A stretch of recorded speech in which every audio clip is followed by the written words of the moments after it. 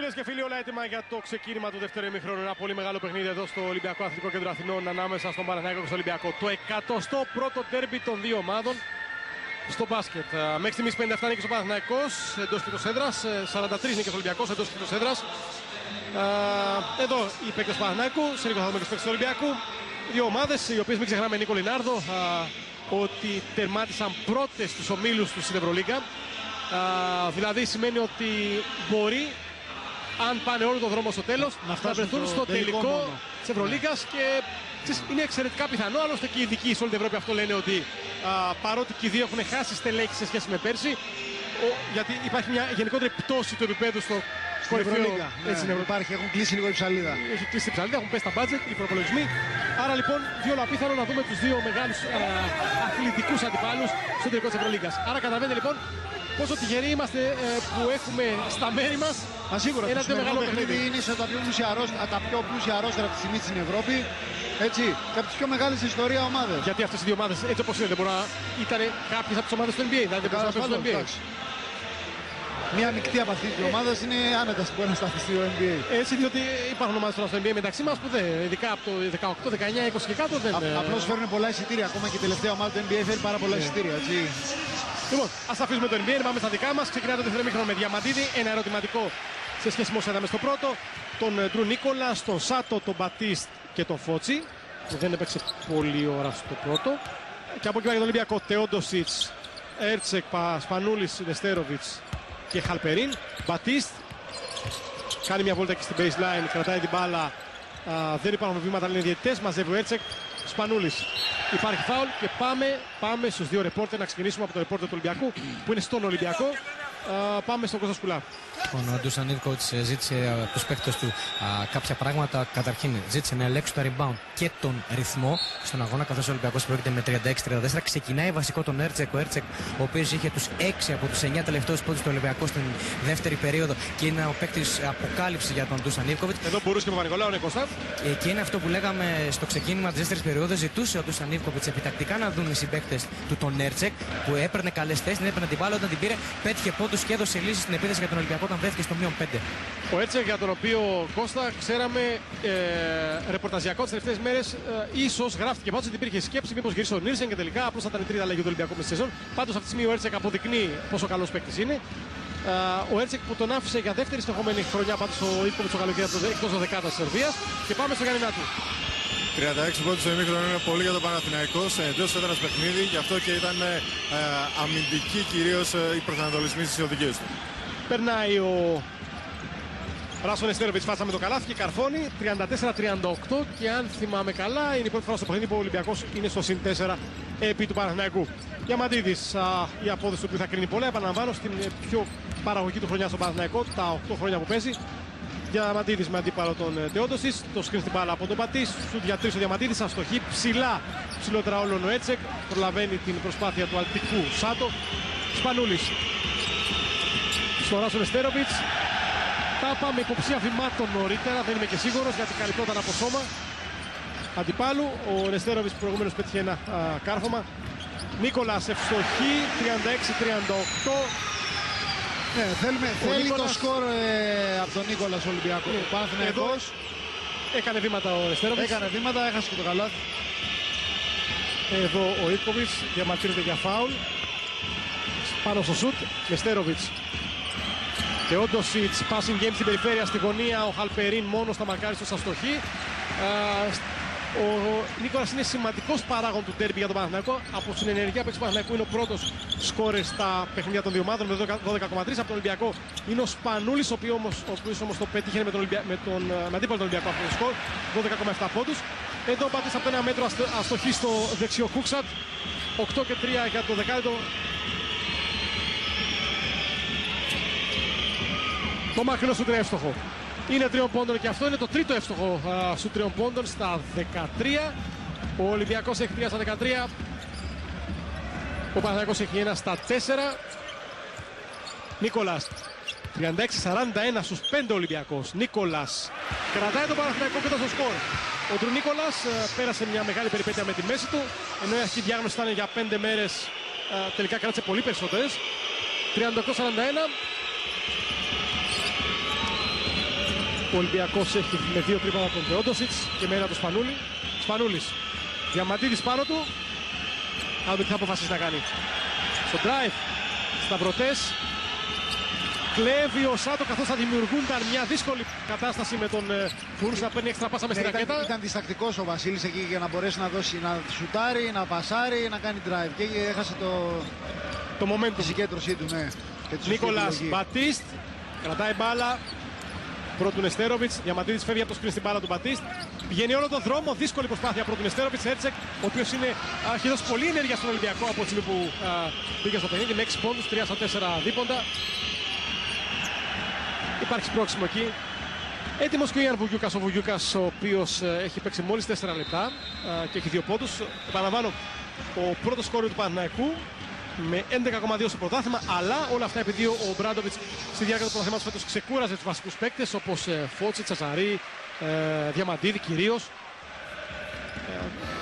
Να σκεφτείτε ότι ο πρώτος σκόρερ στο πρωτάθλημα για τον Παναθηναϊκό είναι ο Βουγιούκας, ο Καλάθης και ο Καϊμακόγλου. Δεν είναι συνήθις ύποπτο δηλαδή. 38-41 Ολυμπιακός μπροστά 6 και 40. Θεόντοσιτς. Το pick and roll από τον Νεστέροβιτς. Χαμηλά το φάουλ από τον Νίκολας για να μην επιτρέψει στον Νεστέροβιτς να εκμεταλλευτεί διαφορά ύψους από την εναλλαγή, από την περιστροφή στο σκριν. Ο Νεστέροβιτς, παρότι είναι αργός στα πόδια, έτσι έχει την εμπειρία να κλειδώσει καλά τον αντίπαλό του και να εκμεταλλευτεί κάποιους χώρους. Σε επανάληψη, εδώ ο Ράσο Νεστέροβιτς. Εδώ κατέβασε την μπάλα κάτω, ήρθε η βοήθεια από τον Νίκολας. Ίσως να την κρατήσει ψηλά. Ναι. 11 σεζόν στο NBA έπαιξε ο Νεστέροβιτς, δεν πάνε κακός παίκτης. Τάπα από τον Περπέρονου στον Θεόντοσιτς, τον παρενοχλεί και στο δεύτερο σουτ. Η μπάλα όμως φτάνει συστημένη στον σέρβο άσο του Ολυμπιακού. Σπανούλης. Όλα αυτά 6 και 16 πριν από το τρίτο δεκάλεπτο. Το δεκάλεπτο που οι δύο ομάδες έχουν συνήθως καλό, αλλά αυτή τη φορά έχουν μείνει χαμηλά. Έχουν έρθει και οι δύο πολύ διαβασμένοι στο δεύτερο ημίχρονο. Η μπάλα φτάνει στον Έρτσεκ, το hooks out με ταμπλό. Κακό σουτ αυτή τη φορά. Η μπάλα φτάνει στα χέρια του Ντρου Νίκολας. Δεν υπάρχει φάουλ εκεί. Νίκολας για 3, δύσκολο σουτ, καλάθι. Λάθος την Βλέπεις τώρα ότι έγινε ένα λάθος από τον Θεόντος, δηλαδή η άμυνα του Θεόντος ήταν λάθος. Πήγε να πάρει το επιθετικό, δεν μαρκάρισε, έφαγε το τρίποντο. Πάμε στο γάλινά του. Ο Ντρου Νίκολας στην προηγούμενη φάση δέχτηκε το τρίτο του φάουλ, αλλά ζήτησε ο ίδιος από τον Ζέλικο Μπράντοβιτς να μην τον αποσύρει στον πάγκο του. Είπε είμαι εντάξει, δεν πρόκειται να γίνει άλλο φάουλ. Άσε με να παίξω. Και στην επόμενη φάση σκόραρε το τρίποντο που έφερε το παιχνίδι και πάλι σε ισορροπία. Νίκολας και Σάτο έχουν από 11 πόντους, είναι οι πρώτοι σκόροι του Παναθηναϊκού και από 3 φάουλ, οι άλλοι από 4 πόντους και κάτω. Σπανούλης καταπληκτική πάσα. Η φάση είναι φοβερή με τον Έρτσεκ να τελειώνει ιδανικά. Ο Σπανούλης πέρασε την μπάλα από κλαρότυπα. Κοιτάξτε εδώ, δεν έχει ακολουθήσει ο Φώτσης τον Έρτσεκ. Ο Φώτσης έχει χάσει αρκετές φορές τον Έρτσεκ. Ο Φώτσης είναι στην άμυνα, δεν είναι τόσο συγκεντρωμένος όσο θα έπρεπε. Νίκολας με αντίπαλο τον Νεστέροβιτς, υπάρχει καλάθι, αλλά νωρίτερα ο Αναστόπουλος λέει ότι δεν υπάρχει καλάθι, ότι υπάρχει νωρίτερα φάουλ. 5 και 26, 41-43 ως μη γενόμενη φάση. Εδώ είναι ο Άσο Νεστέροβιτς. Ο Νεστέροβιτς που είναι στους 7 με 3 στα 5. Ταυτόχρονα έχει 3 αμυντικά rebound. Εδώ η προηγούμενη φάση και το τράβηγμα της φανέλας του Γιάννη Βουγιούκα. Γιάννη Βουγιούκας, ο οποίος ανήκε για 3 χρόνια στο Ολυμπιακό, αλλά έπαιξε το 1 γιατί δανείστηκε μια χρονιά στο Ρέθυμνο, γύρισε στο Ολυμπιακό και μετά πήγε στο Πανελλήνιο. Από τα 8,5 μέτρα είναι υπερβολικό σουτ από τον Διαμαντίδη. Καθώς ναι, έμενε η μπάλα στα χέρια, δεν είχε κυκλοφορία. 3 δευτερόλεπτα, δεν είχε κυκλοφορήσει μπάλα καθόλου. 41-43, Παπαλουκάς πέρασε το παιχνίδι, κλέβει ο Περπέρογλου. Περνάει από τον Παπαλουκά.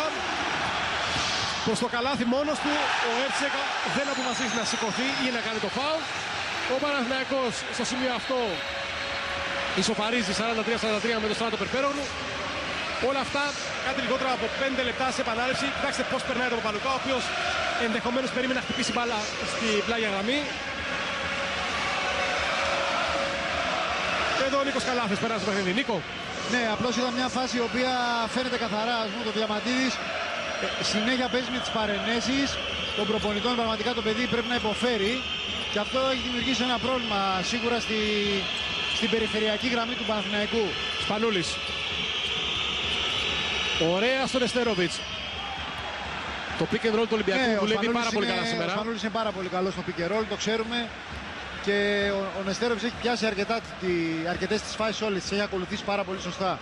43-45, εδώ είναι ο Ιαν Βουγιούκας. Θα πρέπει να προσέξει και θα το σημαδέψει ο Ολυμπιακός στο επικεντρό, δηλαδή στην συνεργασία του ψηλού με τον κοντό, όπου δίνονται πολλές δυνατότητες να συνεχίσει ο κοντός μόνος του με το ψηλό, να πάει προς το καλάθι, να βγάλει προς τα έξω, να δώσει το ψηλό που θα έχει κοντό αντίπαλο κτλ. 43-46 η διαφορά στους για τον Ολυμπιακό, 4,5 για το τρίτο δεκάλεπτο. Ο άλλοτε άσος των Gators, δηλαδή στις ομάδες του Πανεπιστημίου του Φλόριντα.